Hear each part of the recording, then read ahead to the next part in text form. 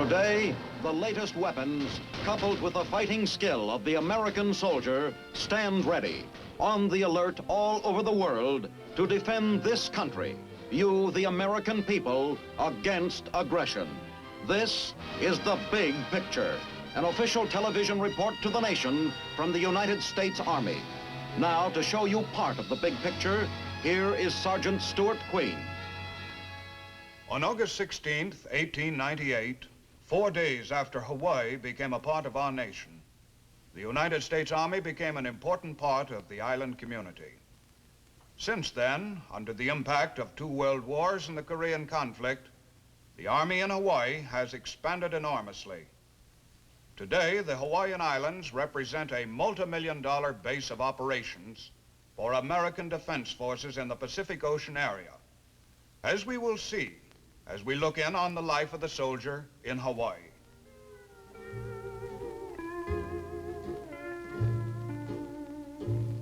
Hawaii, just the sound of the word, soft and gentle and lyrical, seems to suggest what the islands are like. For here are islands of paradise, blessed by nature as few lands are blessed, with proud towering cliffs looking down over deep fertile valleys, all basking in a climate described by one word, perfect. Wherever you turn in Hawaii, beauty bathes your eye in nature's wonders. It may be the manicured green of a formal garden. It may be the gleaming whiteness of a sandy beach. Whatever it is, people enjoy themselves in Hawaii. Yes, it's fun, even if you taste salt water along the way.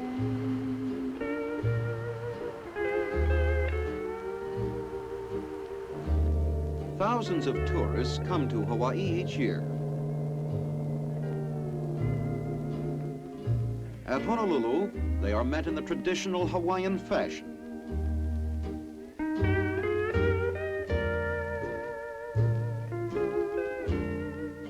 It doesn't take long for the visitor to Hawaii to understand why people leave the islands with hearts as heavy as the strings of fragrant leis around their necks. There is another side to the Hawaiian story, business and industry. Honolulu is constantly expanding with impressive buildings reflecting a forward-looking community. In tune with this alert spirit, good roads and a network of highways and throughways afford islanders swift transportation from one place to another. Huge sugar plantations sprawl over the 4 principal Hawaiian islands. The sugar industry is the source of more than 25% of the territory's income. One doesn't usually think of Hawaii as a place for cowboys, but they're a familiar sight on the islands where there are many thriving cattle ranches. But when one thinks of Hawaii, one does think of pineapple. About 80% of the world's supply comes from the islands. The pineapple industry returns over $108 million annually to the Hawaiian economy. Yes, the white-flecked seas rolling in on the islands and the very salt-sprayed air have always conveyed the feel of peace and plenty and pleasure.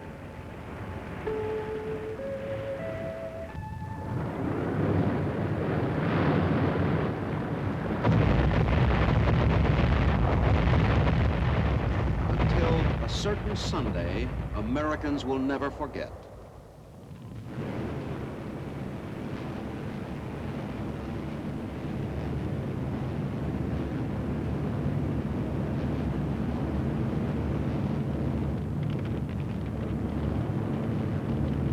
The heavy black smoke billowing up over Pearl Harbor told the story. America's defense had been cut short, and men paid with their lives for this unguarded moment. Years later, on the battleship Missouri, there was written the end to the Japanese dreams of that December 7th.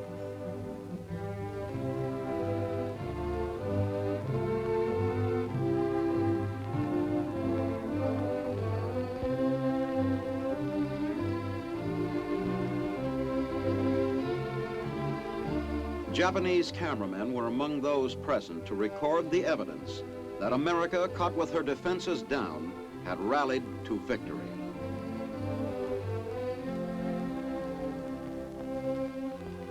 The document signed was as far as could be imagined from the arrogant sneak attack that had led to it. No ifs, no buts, no maybes. It was an unconditional surrender. Yes, the deck of the Missouri was a long, long way from Pearl Harbor, a way paved with American sacrifice, drenched in the blood of men who never lived to see Tokyo Bay. Many of them lie now in Punchbowl Crater on the island of Oahu in Hawaii, in the quiet of the National Memorial Cemetery of the Pacific.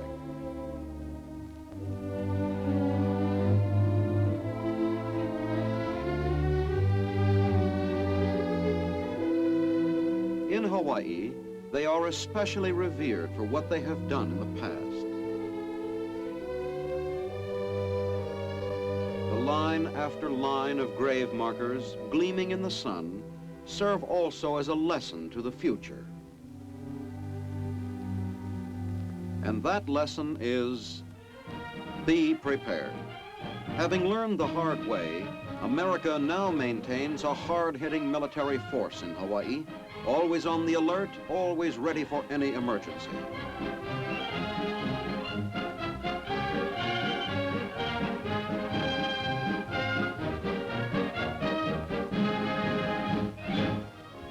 These ground forces have been among those pulled back from more forward areas in the Pacific to locations on Hawaii, Okinawa, and the continental United States.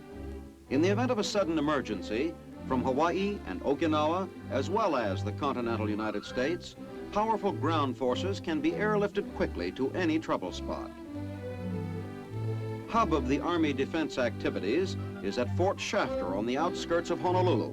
The increased U.S. responsibilities in the Far East and Asia have expanded the scope of the Army's mission in the Pacific. Within Fort Shafter's Richardson Hall is a communications center for a Pacific defense with responsibilities extending far beyond the Hawaiian island perimeter. At this beautiful palm-fringed military post is also located the Hawaiian Army Base Command, which has supply and maintenance responsibilities for the U.S. Army Pacific Command. But to most soldiers in the islands, home base is likely to be Schofield Barracks, still carrying mementos of what happened December 7th. Established in 1908, it is the largest overseas Army post. A wide variety of facilities for recreation, as well as training, are available for soldiers and their dependents.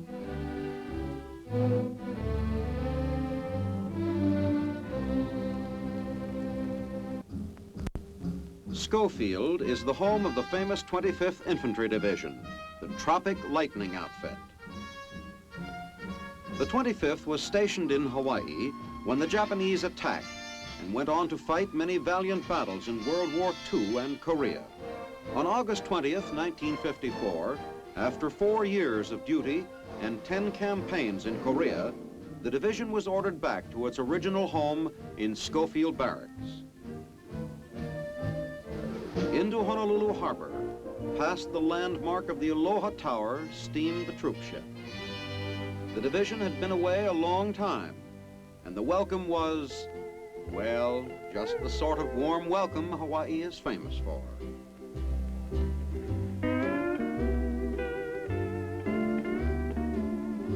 Coming off the gangplank, the men run the gauntlet of friends and relatives on the pier. After an absence of 11 years, it's back to Schofield and home.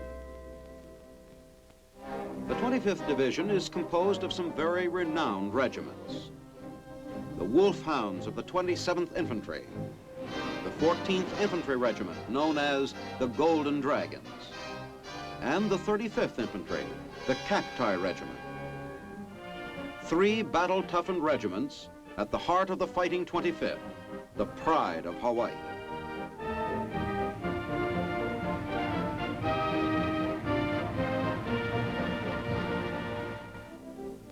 focal point of another aspect of island defense is the magnificent Iolani Palace.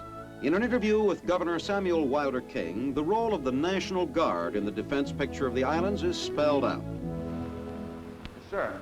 Everyone is familiar with the outstanding record of Hawaii's soldiers in wartime, and I understand, too, that Hawaii's produced and has some very fine peacetime soldiers. Yes, we have a very fine National Guard. It's recruited almost up to the full strength allowed by law, and they're fine soldiers in peacetime. We keep them training for the necessity of serving in the war. We have both an infantry unit, or 2 infantry regiments, and a Hawaii Air Guard also. During the last encampment, they had an attendance of over 98%. Some units had 100% attendance. And they were very highly praised by the Army inspectors and the officers who supervise their training. Each year at National Guard encampment time, the orders stream out. A sugarcane worker on Maui. A man on a tractor in Kauai. A truck driver on the leeward side of Oahu. A fireman in Honolulu. All temporarily put aside their tools of daily living. Goodbyes are said to the men at work, in the office, or out on the range. And all over the place you hear last-minute promises to write early and often. At the National Guard Armory, they report in the brightly colored aloha shirts that mark the resident islander.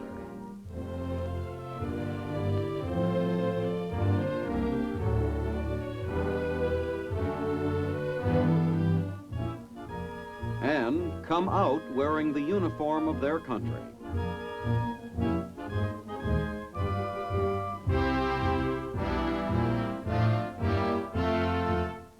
They board trucks, and the next few weeks finds the National Guard unit rounding into shape as a smooth functioning team.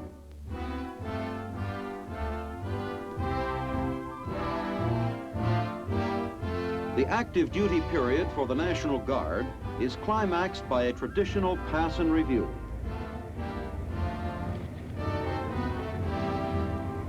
No wonder the islanders have affectionately dubbed it their ukulele army. Also working closely with active duty soldiers are the reserve units at Fort DeRusi near Waikiki. Every man gets plenty of weapon instruction before he goes into the field. For the people of Hawaii, young and old, the men of the Army, the National Guard, and the reserves often demonstrate the use of military equipment.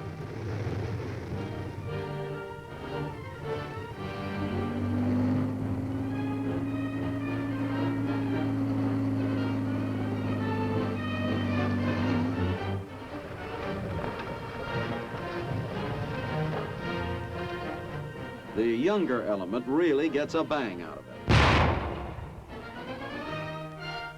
In an effort to cement relations between military and civilian communities, visitors are frequently invited to examine what the taxpayer's dollar is paying for in the way of military hardware. Here again, nobody shows more interest than the small fry.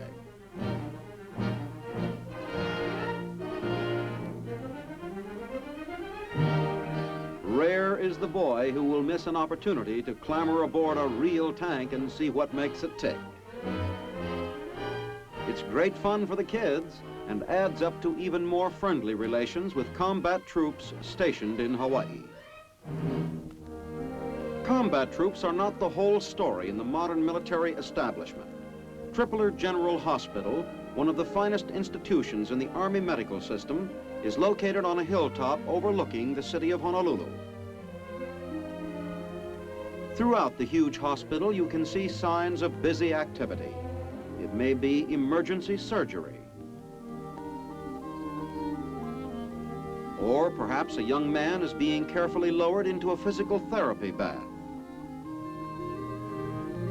In either case, there's always the assurance of a nurse's smile.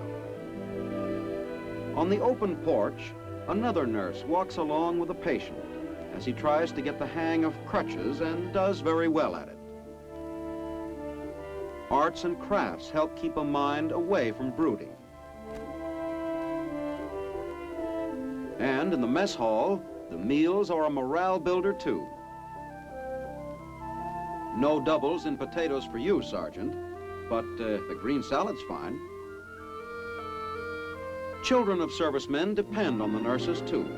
As to the kids, the nurses are always getting in their hair, but they love it. This is not to say it's all work and no play.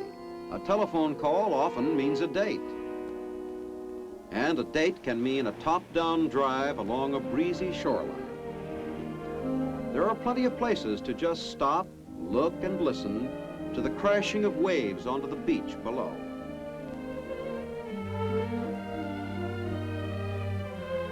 And it's always fun to go down to Waikiki, where oceanfront hotels loom up against the sky.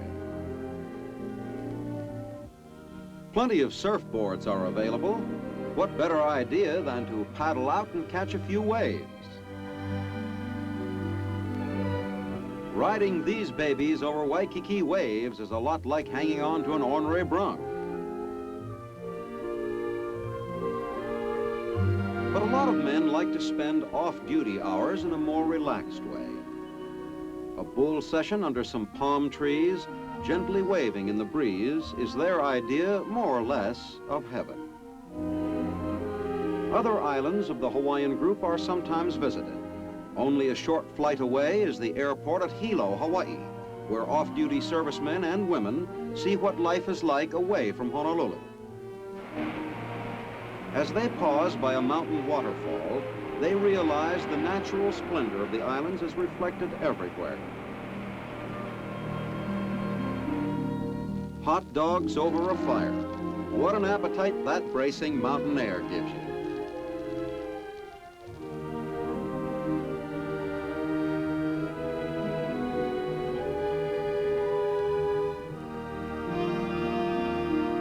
There's always a practical joker in every crowd.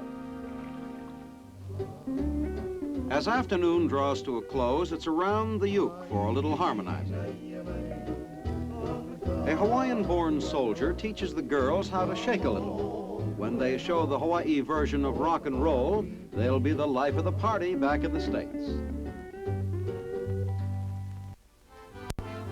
But Army personnel know they have a job to do in Hawaii, and when on duty, it's an all-out training effort.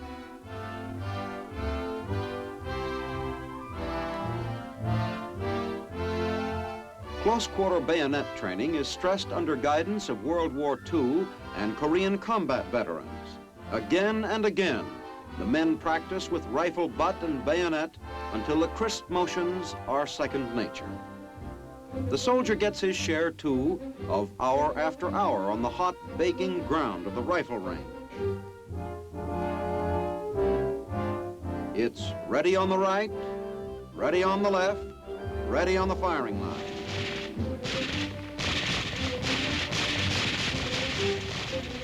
And he learns how to work with the heavy stuff, too.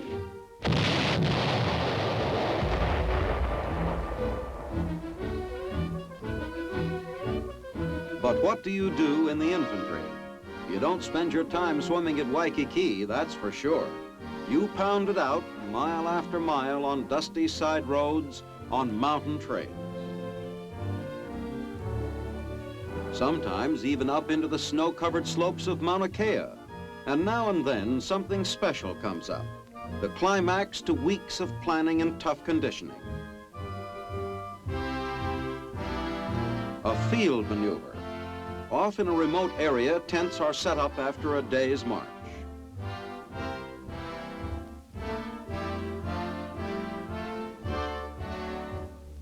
A foxhole's only a few feet deep, but to the man who digs it, it's Grand Canyon. Camouflage. Now you see it, now you don't. Telephone lines are strung. And the position is protected by a network of defense points. On the morning the exercise is to start, The commanding general arrives for a last-minute inspection of the terrain where the mock combat will take place.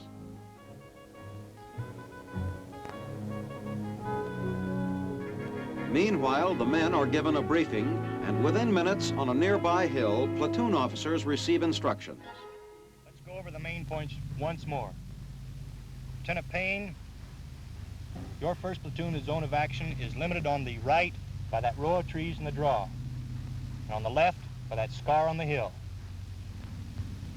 Lieutenant Willie, your second platoon zone of action is limited on the right by that scar on the hill, and on the left by that lone tree on the finger.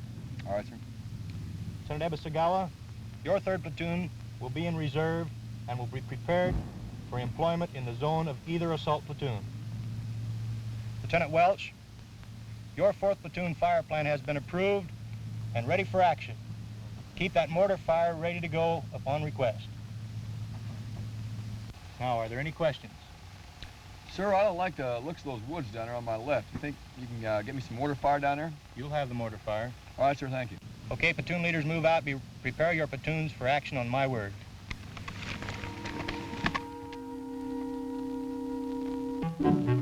A sergeant makes an arm motion, and men move forward. The same action is repeated in various sectors of a broad front. Up ahead, waiting, is the aggressor force, serving as a mock enemy during combat maneuvers. Testing communications under field conditions is one of the main purposes of this realistic exercise, as the men push forward in a well-organized advance.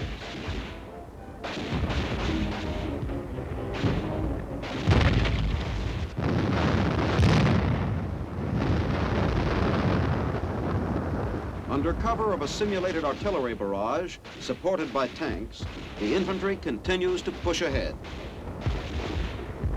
But the aggressors do not give way.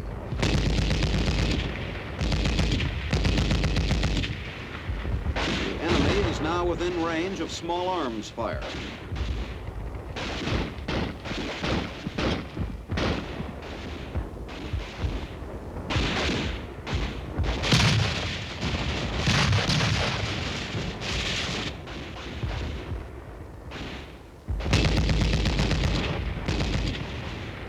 Then, throwing everything it has into a last-ditch offensive, aggressor brings up its own tanks.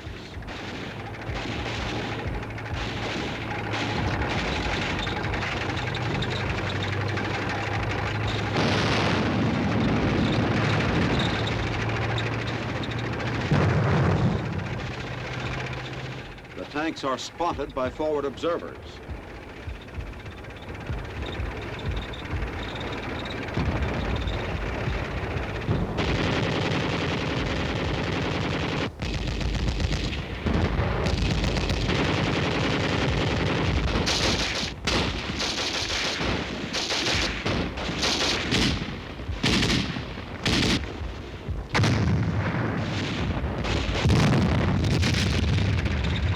The aggressor tank is hit, but not stopped.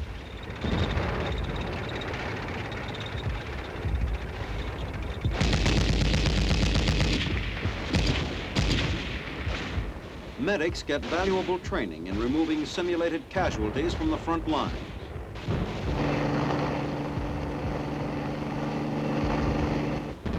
But for every man knocked out of action, there are many others who keep on advancing, firing as they overrun aggressors' positions and flush out the enemy. Mission accomplished.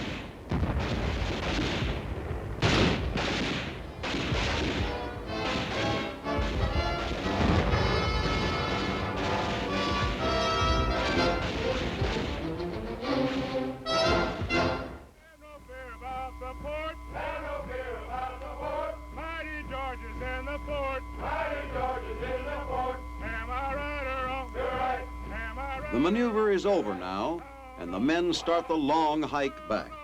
They are tired, but step out smartly, with pride in themselves and the uniform they wear. Yes, morale is high in Hawaii, and that is why on remote roads of the islands, you often hear the tramp, tramp of marching feet, and soaring out above everything, the stirring voice of a fighting army on the march.